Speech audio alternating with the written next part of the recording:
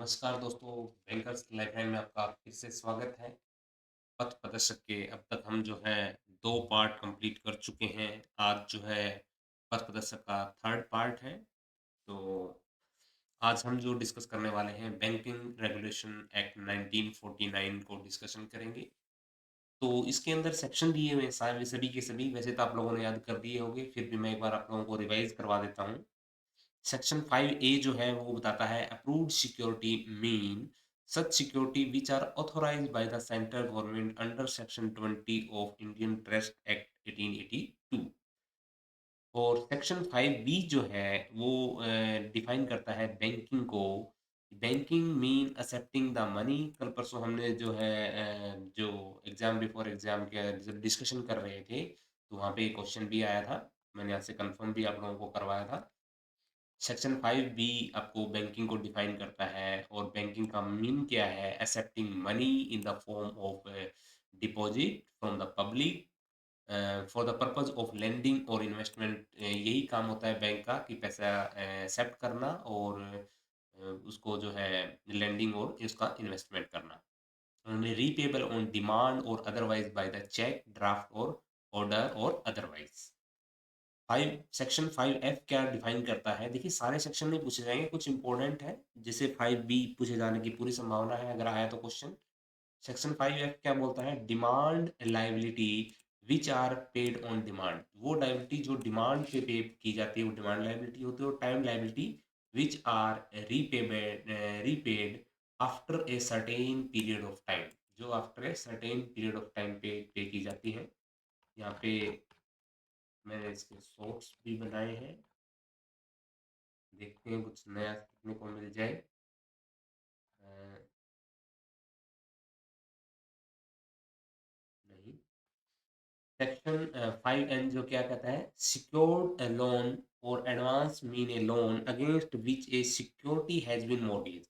Secured loan क्या होते हैं? वो लोन जिनके अगेंस्ट में हमने जो है कोई सिक्योरिटी रख रखी है, कोई मॉर्गेज कर रखी है कोई चीज, तो उसको बोलते हैं सिक्योर्ड लोन। सेक्शन 6A क्या 1 क्या बोलता है? Banking describe form of business that can be carried out by the banking company. Company क्या-क्या काम बैंकिंग कंपनी क्या-क्या काम कर सकती है? एक्सेप्ट कर सकती है डिपॉजिट को, लेंडिंग कर सकती है, बोरोइंग कर सकती है, एक्सेप्ट कर सकती है बिल्स को, बाई और सेलिंग कर सकती है, फॉरेन करेंसी का लॉकर दे सकती है, एलसी इश्यू कर सकती है, मॉर्गेज कर सकती है, इंश्योरेंस बिजनेस कर सकती है कमीशन के ऊपर, एक्टिंग एज ट्रस्टी ट्रस्टी के रूप में काम कर सकती है, और एनी अदर बिजनेस फंक्शन। यानी हम कह सकते हैं सेक्शन 6(1) क्या बोलता है, बैंकिंग क्या काम कर सकता है, वो इसके अंदर डिस्क्राइब है सेक्शन 6(1) के अंदर। 6(1) जो है ये बताता है बैंकिंग को कौन से बिजनेस अलाउड है। 6(2) बताता है रिस्ट्रिक्शन ऑफ बिजनेस, कौन सा बिजनेस बैंक नहीं कर सकते। The above section prohibited a banking company from doing any work other than the one। यानी बैंकिंग कंपनी सिर्फ इतने ये काम कर सकती है, इसके अलावा कोई काम नहीं कर सकती। वही काम वो बात कौन बताता है? सेक्शन 6(2)। उसके बाद सेक्शन सेक्शन 7 कई बार पूछा गया है, use of word banking. Banking word का यूज जो है वो कौन कर सकता है? In India one of the word bank banking और banking company is use in the name of banking company. वही सिर्फ बैंक ही इसका यूज कर सकते हैं। ठीक है, ये कौन बताता है? सेक्शन 7। सेक्शन 8 जो है रिस्ट्रिक्शन बताता है, no banking company sell directly और indirectly deal in the buying selling और bartering of goods except in connection with the realisation of security given to और हिल्ड बाय इट। ठीक है, ये रिस्ट्रिक्शन के बारे में बताता है। ये क्वेश्चन भी जो हमारे मैंने अपने मॉक के अंदर डाला हुआ था, सेक्शन 6। इमूवेबल प्रॉपर्टी जो हेल्ड नहीं कर सकता more than 7 year, more than 7 year bank जो है अपने पास इमूवेबल प्रॉपर्टी नहीं रख सकता। सिर्फ एक ही केस में रख सकता है अगर वो खुद के लिए यूज करता हो, एक्सेप्ट फॉर ओन यूज। जो ओन यूज के लिए करता है उसके अलावा जो है हिल्ड नहीं कर सकता 7 साल से ज्यादा के लिए। और ये 7 साल जो है वो फर्दर एक्ससीड भी किए जा सकते हैं 5 साल और बाई आरबीआई। आइए यहाँ पे कुछ पढ़ लेते हैं। The banking company act 1949 come into force on. BR act कब से फोर्स में आया? 16 मार्च 1949 से, 16 मार्च 1949 से। विद इफेक्ट फ्रॉम 1/3/66, 1 मार्च 1966 से द बैंकिंग कंपनी एक्ट 1949 जो होता था पहले is known as BR act 1949। पहले इसको बोलते थे बैंकिंग कंपनी एक्ट 1949, और 1 मार्च 1966 से जो इसको हम जानने लग गए द बैंकिंग रेगुलेशन एक्ट 1949 के रूप में। Implemented in Jammu and Kashmir since 1956 से जो है ये जम्मू कश्मीर में भी लागू है। It is currently applicable to all over India. अभी ये हर जगह जो है लागू है। कई बार पहले कुछ रूल जो थे वो JNK पर लागू नहीं होते थे। It is not applicable to primary agriculture society, cooperative और मॉर्गेज बैंक और नॉन एग्रीकल्चर क्रेडिट सोसाइटी पे लागू नहीं होता BR एक्ट। तो हमने अभी 8 कर लिए थे, 9 कर लिए थे। सेक्शन 10 टेन्योर ऑफ मैनेजमेंट, यानी मैनेजमेंट का टेन्योर कितना होगा वो कौन डिफाइन करता है? सेक्शन 10 हमें बताता है। चेयरमैन डायरेक्टर का 5 ईयर का टेन्योर हो सकता है, which can be extended for another 5 year, जो 5 साल और बढ़ाया जा सकता है। एज पर गवर्नमेंट नोटिफिकेशन डेटेड 17 नवंबर 2022 की जो नोटिफिकेशन आई थी, the term of appointment has been extended to 10 year, यानी पहले 5 साल होता था, अब इसको 10 साल किया जा सकता है। फ्रॉम अर्लियर 5 साल से अभी जो है इसको 10 साल कर दिया गया है। सब्जेक्ट टू सुपरएनुएशन एज, 60 साल के अंदर अगर वो है तो उसको 10 साल तक किया जा सकता है, बट 60 साल के बाद उसको एक्सटेंड नहीं किया जा सकता। सेक्शन 11 और 12 क्या कहते हैं? Paid up capital. Paid up capital जो है फॉरेन बैंक की 15 लाख और minimum 20 lakh for business in Mumbai और कलकत्ता के लिए 20 लाख है। डोमेस्टिक बैंक के लिए जो पेड अप कैपिटल है वो उसकी कंडीशन कितनी है? 5 लाख है मिनिमम। रेशियो, ये भी क्वेश्चन डाला हुआ था मैंने, ऑथोराइज कैपिटल, सब्सक्राइब कैपिटल और पेड अप कैपिटल का रेशियो कितना होगा? 4:1। A shareholder cannot have a maximum of 10% of voting right irrespective of size of the shareholder, और 10% से ऊपर की शेयर होल्डिंग उसके पास नहीं होगी। सेक्शन 13 क्या बताता है? कमीशन और ब्रोकरेज के बारे में बताता है कि एक बैंक कैन नॉट पे कमीशन, ब्रोकरेज और डिस्काउंट। कोई बैंक 2.5% से ज्यादा कमीशन जो है पे नहीं कर सकता of the value of one of its share. ठीक है, ये जो है पूछा जाता है कि कमीशन का कितना परसेंटेज है मैक्सिमम, तो वो 2.5% है। 15 के अंदर सेक्शन 15 क्या बताता है? Bank can not pay dividend before capitalisation expenses are return of. Bank can not pay dividend, bank जो है पहले डिविडेंड पे नहीं कर सकता before capitalisation expenses are return of, return of जब तक नहीं हो जाते। सेक्शन 17(1) क्या कहता है? The bank shall before the declaration of any dividend transfer of its amount equal to 20% of profit for each year to reserve fund, यानी dividend declare करने से पहले उसको अपने प्रॉफिट का 20% जो है अपना रिजर्व फंड के अंदर रखना होगा, उसके बाद ही जो है उसको डिविडेंड डिक्लेयर करना है। और RBI ने ये इंक्रीज कर दिया है, पहले जो 20% होता था अब इसको 31/3/2001 को इसको जो बढ़ा के 25% कर दिया गया है। ये 31/3/2001, यानी अभी 25% उसको जो है अपना रिजर्व फंड के अंदर रखना है, उसके बाद डिविडेंड को डिक्लेयर करना है। Cash reserve, non scheduled bank will have to keep at least 3% of demand and time liability in cash reserve on current account with RBI। Cash reserve के ऊपर जो है कोई भी इंटरेस्ट चार्ज नहीं होता, उसको करंट अकाउंट में रखना पड़ता है RBI के वो, जो कि एट प्रेजेंट CR कितना है? 3% है। सेक्शन 19 क्या कहता है? Allow the bank to form a subsidiary company. अगर आपको सेक्शन 19 बताता है सब्सिडरी कंपनी बनानी है तो उसके बारे में सेक्शन 19 बताता है। सेक्शन 92 क्या बताता है? No bank shall hold the share holding in any company excess. ये क्वेश्चन भी कई बार पूछा जाता है कि एक बैंक कितनी शेयर होल्डिंग अदर कंपनी में रख सकता है, तो क्या बताया है इन्होंने? No bank shall hold share in any company in excess of 30%। कोई भी बैंक किसी अदर कंपनी के अंदर 30% से ज्यादा इसकी of its paid up share capital plus reserve in excess of 30% of its paid up capital, share capital plus reserve, or 30% of paid up capital plus reserve of that company। उससे 30% आप खुद की और रिजर्व, खुद की capital और reserve, या फिर 30% of paid up capital plus reserve of that company, उससे ज़्यादा जो है उसके अंदर शेयर होल्डिंग नहीं कर सकता। सेक्शन 20 क्या कहता है? Bank loan can not be given by pledging own share. अभी-अभी हमने क्वेश्चन किया था अभी एग्ज़ाम बिफोर एग्ज़ाम 2 के क्वेश्चन डिस्कस करते हुए कि बैंक जो है अपने शेयर को प्लेज करके लोन नहीं दे सकता, तो वो रिस्ट्रिक्शंस की कहाँ से लगी है? सेक्शन 20 ये बताता है। सेक्शन 21 क्या कहता है? RBI may issue director to bank for laying down policy for advances. तो इसकी डायरेक्शन इश्यू कर सकती है फॉर पॉलिसी फॉर एडवांसेस के लिए।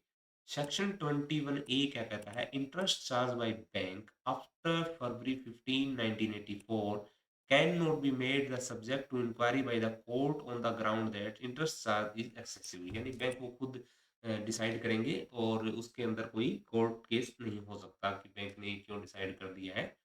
सेक्शन 22 क्या कहता है? Licence from RBI is necessary for banking business in India. Section 22 कहता है कि आरबीआई से लाइसेंस लेना जरूरी है अगर बैंकिंग बिजनेस आपने इंडिया के अंदर करना है तो। सेक्शन 23 बोलता है permission from RBI required for new branch और transfer of branch at present place of business. अगर हमें कोई ब्रांच नई ब्रांच खोलनी है, एक्सपेंड करना है, हमें अपना बिजनेस नई ब्रांच खोलनी है या फिर अपनी ब्रांच कोई ट्रांसफर करनी है तो उसके लिए आरबीआई की परमिशन जरूरी है।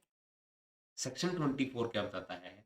Every bank has to keep some percentage of net demand and time liability in the form of cash, gold and unencumbered on which no charge is recorded. यानी कोई जिस पर कोई चार्ज नहीं चढ़ा हुआ वो सिक्योरिटी देनी है विच इज मैक्सिमम 40%। आप समझ गए होंगे ये किसकी बात हो रही है? यहाँ पे एसएलआर की बात हो रही है और सेक्शन 24 एसएलआर को बताता है कि मैक्सिमम एसएलआर 40% हो सकती है और जिसको किस फॉर्म में रखना है? कैश के, गोल्ड के और सिक्योरिटी की फॉर्म में रखना है। On the last Friday of second fortnight every month जो है इतना रखना है इसको। मैक्सिमम 40% हो सकता है, एट प्रेजेंट जो है 18% है। सेक्शन 26 क्या बताता है? अनक्लेम्ड डिपॉजिट ऑफ 10 ईयर और above have to send to RBI within 30 days from the end of every calendar year.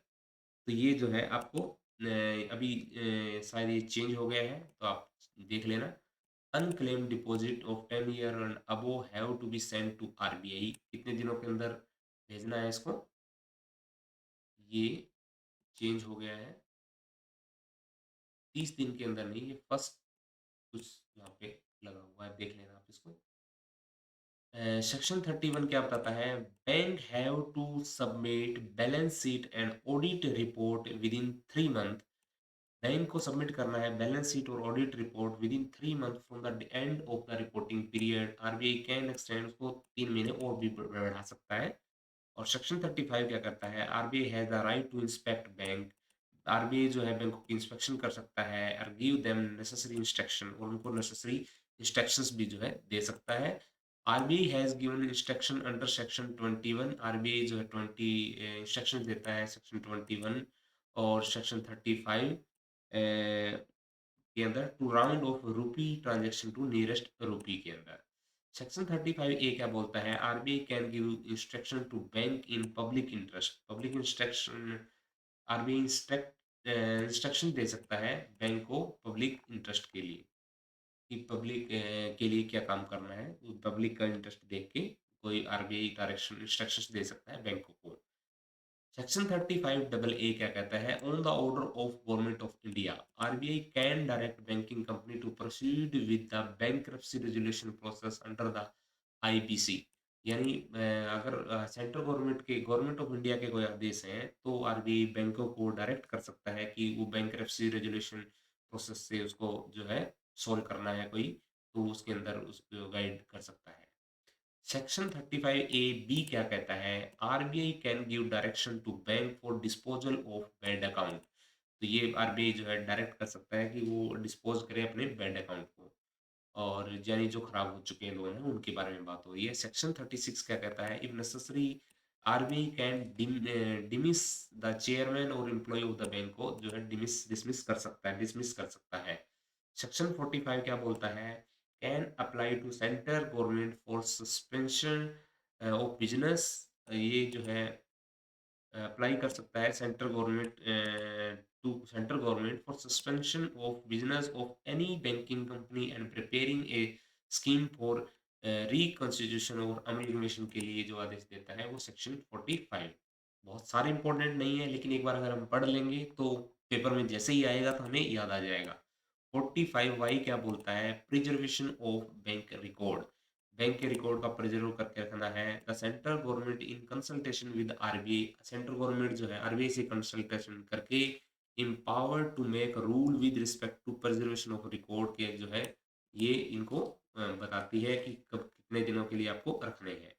Payment made under 45Z instrument can be return to customer by keeping a true copy of the instrument. यानी अगर कोई check आपसे जो है मांगने के लिए आ जाता है कि उसको ओरिजिनल उसका चेक चाहिए तो आप उसको दे सकते हो। किस सेक्शन के अकॉर्डिंग? सेक्शन 45Z बताता है कि instrument can be return, instrument को रिटर्न किया जा सकता है कस्टमर को, आप उसकी कॉपी रख सकते हो, ठीक है? वो अपना ओरिजिनल जो है चेक वापिस मांग सकता है। सेक्शन 45 जेड ए क्या बोलता है? नॉमिनेशन इन डिपॉजिट अकाउंट को बताता है। Z C nomination in safe custody account के अंदर। जेड ई जो बताता है वो नॉमिनेशन इन लॉकर अकाउंट बताता है। और section 47 A violation of RBI instruction can be file by the RBI. RBI bar bar fine लगाता है ना कि आरबीआई की इंस्ट्रक्शंस को जो आपने वायलेशन किया है तो वो लगता है 47 ए के अकॉर्डिंग। 49 ए क्या कहता है? No person other than banking company SBI RBI can accept money in the form of deposit. यानी कोई और पर्सन जो है आरबीआई बैंकिंग कंपनी आरबीआई और एसबीआई के अलावा कोई बंदा पैसे डिपॉजिट नहीं कर सकता है। Which can be paid through cheque, जो चेक के द्वारा पे किए जा सकते हैं, तो कोई और बंदा उसको एक्सेप्ट नहीं कर सकता है। इस तरीके से हमने जो है ये सारे के सारे इंपॉर्टेंट रूल किए। आइए इसके कुछ क्वेश्चन देख लेते हैं जिससे आपको पता लगे कि कितना याद रहता है। वैसे क्या होता है कि एक बार रिवीजन करने के बाद जैसे ही क्वेश्चन आपके सामने आएगा ना तो आप इजीली उसका आंसर कर पाएंगे, कुछ तो याद रहता ही है। First question, the banking company act 1949 come into force on. 1949 जो है इन फोर्स में कब से आया था ये आपको बताना है, क्वेश्चन नंबर वन। और इसका राइट आंसर है बी 1949 के अंदर। यहाँ पे 1949 से रिलेटेड सिर्फ एक ही ऑप्शन था, तो 16 मार्च 1949 को। With effect from 8 March 1966, 1 March 1996 से the banking company 1949 come to known as, इसको किस रूप में जाने जाने लगा? पहले तो इसको बैंकिंग कंपनी एक्ट बोलते थे, तो अब 1 मार्च 1966 से इसको क्या जाना जाने लगा ये आपको बताना है। और क्वेश्चन सेकंड का right answer is, question second का जो right answer is C, banking and regulation act 1949। Bank की बीआर एक्ट 1949 इसको जो है कहा जाने लगा। Which of the following correctly define banking as per section 5B के अकॉर्डिंग बैंक क्या है? आपको बताना है सेक्शन 5B क्या डिफाइन करता है।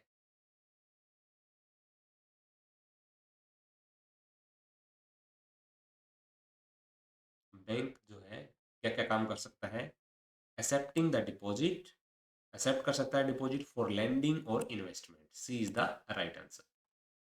Next, under section 6(2) a banking company is, एक बैंकिंग कंपनी क्या है ये बताना है आपको। अंडर सेक्शन 6(2) के अंदर ए बैंकिंग कंपनी, वहाँ पे जो है रिस्ट्रिक्शन वाला था ये 6(2), और ये बताता था कि 6(1) में जो चीज लिखी है वो आप काम कर सकते हो। 6(2) ये बता रहा था, तो इसका आंसर होगा C, can carry out only business listed in 6(a)।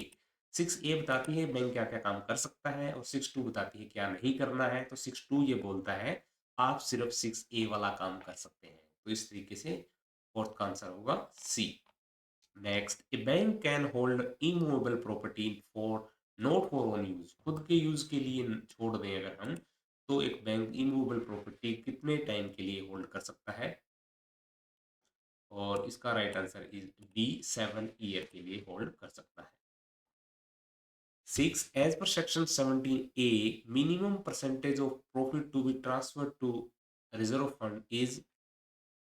17A क्या कहता है? मिनिमम परसेंटेज प्रॉफिट का ट्रांसफर करना होगा रिवीजन के बाद। पहले कितना होता था और अब आपको बताना है कितना परसेंटेज जो है आपको प्रॉफिट का ट्रांसफ़र करना पड़ेगा रिज़र्व फंड के अंदर। तो पहले 20 होता था और अब हमने इसको आरबीआई ने इसको बढ़ा के कितना कर दिया 25% रिज़र्व फंड में रखना है उसको।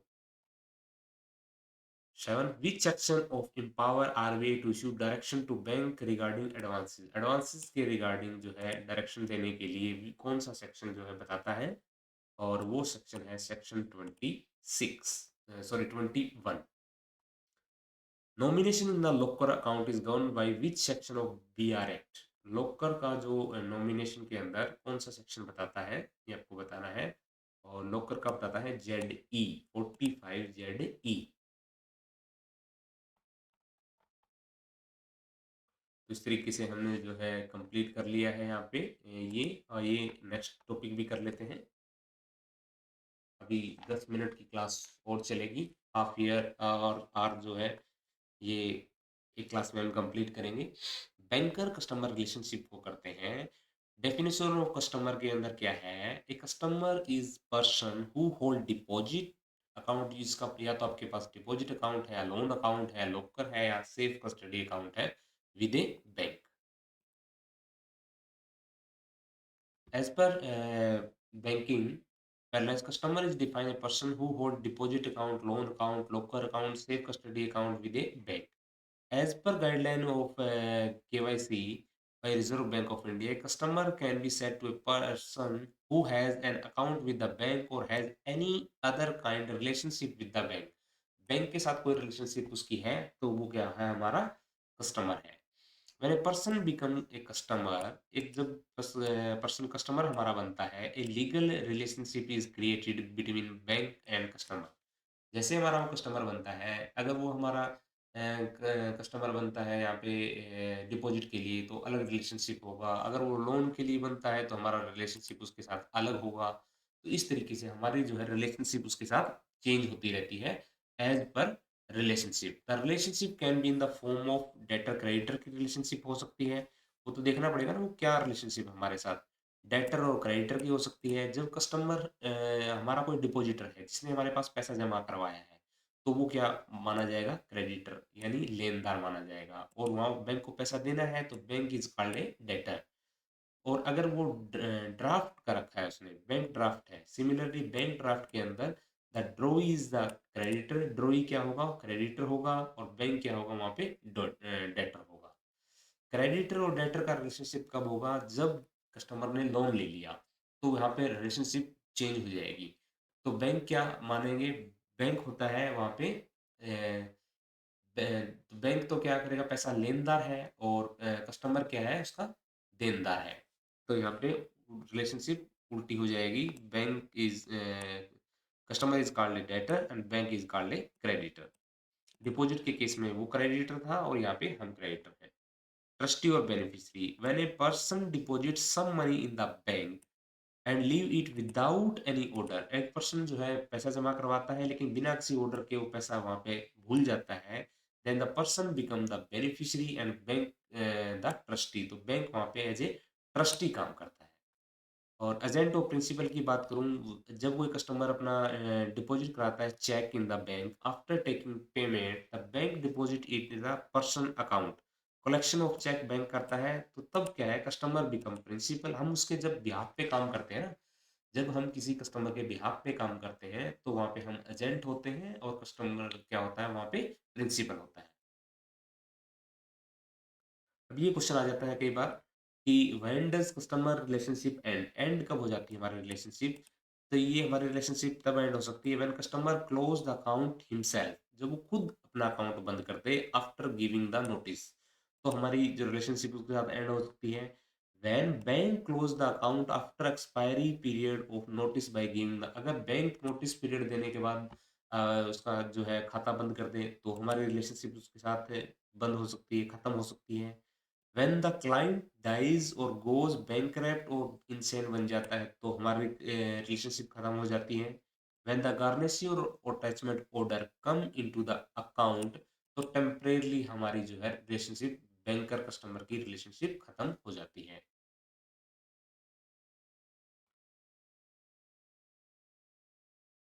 यहाँ पे ड्यूटीज ऑफ द बैंकर है और जो अभी-अभी हमने यहाँ पे एग्ज़ाम बिफोर एग्ज़ाम 2 के बारे में डिस्कस कर रहे थे, तो वहाँ पे हमारे 3 तरीके के बैंकर के राइट हैं।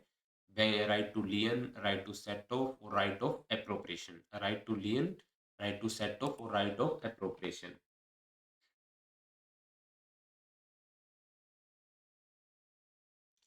तो ये डेटर क्रेडिटर हमने डिस्कस कर लिया। डिपॉजिटर के केस के अंदर, लोन के केस के अंदर, ट्रस्टी के केस के अंदर एजेंट और प्रिंसिपल, और जब सेल्फ कस्टडी के केस में कस्टमर बेलर होता है और बैंक बेली होता है, और लोकर के केस में बैंक लेसर होता है और वो कस्टमर लेसी होता है। आइए ये टेबल कर लेते हैं, इससे हमारे सारे के सारे रिलेशनशिप जो होते हैं वो यहाँ पे क्लियर हो जाएंगे। डिपॉजिट के केस के अंदर, क्रेडिट बैलेंस है अकाउंट के अंदर, तो बैंक हमेशा क्या बोलता है, डेटर होता है, यानी देनदार, पैसा बैंक को देना है। क्रेडिटर लेनदार होता है, बैंक के अंदर कस्टमर ने अपना पैसा जमा करवाया, अब वो पैसा हमसे मांग रहा है ना, तो वो वहाँ पे क्या है, क्रेडिटर। उल्टा, जब बैंक लोन दे देता है तो अब बैंक पैसा मांगता है, तो बैंक होगा क्रेडिटर, कस्टमर होगा डेटर। अगर वहाँ पे लोकल फैसिलिटी की अगर हम बात करें, तो बैंक होता है लेसर और कस्टमर होता है लेसी। कस्टमर होता है लेसी।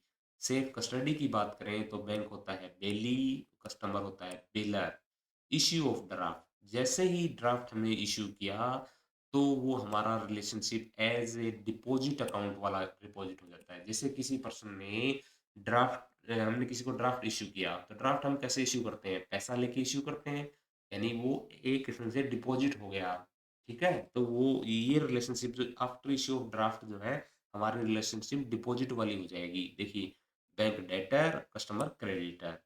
पेई ऑफ ड्राफ्ट के अंदर हम होते हैं ट्रस्टी और कस्टमर होता है बेनिफिशियरी। कलेक्शन ऑफ चेक, अगर हम कस्टमर के बिहाफ पे कलेक्शन कर रहे हैं चेक का, या फिर उसके बिहाफ पे स्टैंडर्ड इंस्ट्रक्शंस जो है हमने लगा दी कस्टमर के बिहाफ पे, तो हम उसके एजेंट के रूप में काम कर रहे हैं, और वो क्या है, प्रिंसिपल है। Good left negligently by customer, अगर कोई गुड्स जो है गलती से छूट गया कस्टमर से, तो हम वहाँ पे ट्रस्टी होंगे, कस्टमर वहाँ पे बेनिफिशियरी होगा।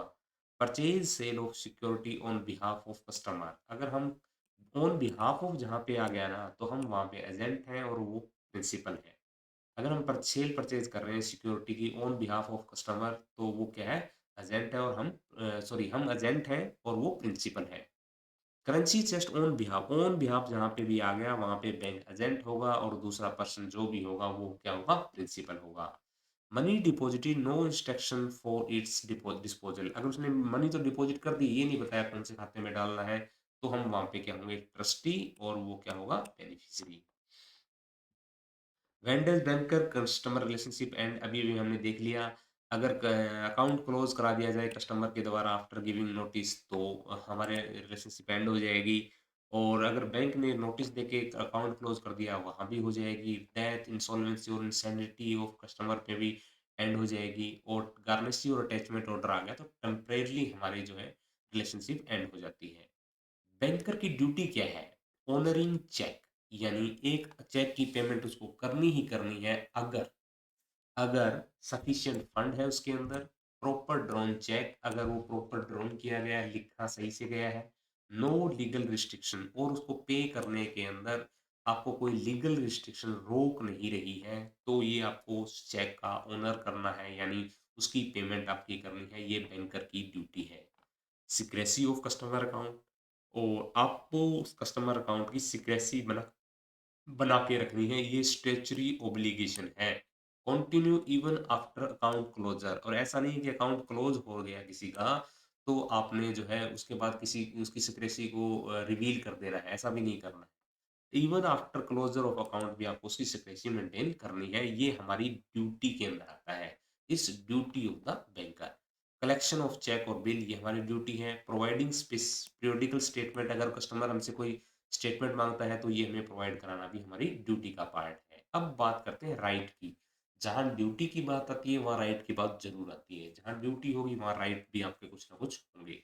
हमें क्या राइट है, राइट टू बैंकर, बैंक का राइट क्या है, टू रिटेन गुड्स और security till dues are clear, यानी हमें ये राइट भी है कि हम उसकी गुड्स या सिक्योरिटी को तब तक रखें जब तक हमारे ड्यूज क्लियर ना हो जाए। और ये क्या होते हैं, एक होता है स्पेशल लियन, लियन का राइट होता है। राइट टू लियन क्या होता है कि ये किसी गुड्स और सिक्योरिटी को हम तब तक रख सकते हैं जब तक हमारे ड्यूज क्लियर ना हो जाए। और ये भी दो तरीके के होते हैं। स्पेशल लियन, स्पेशल लियन होता है सेक्शन 70 के under, for which one specific transaction के लिए होता है। ये एक स्पेसिफिक ट्रांजेक्शन के लिए हम लियन कर सकते हैं।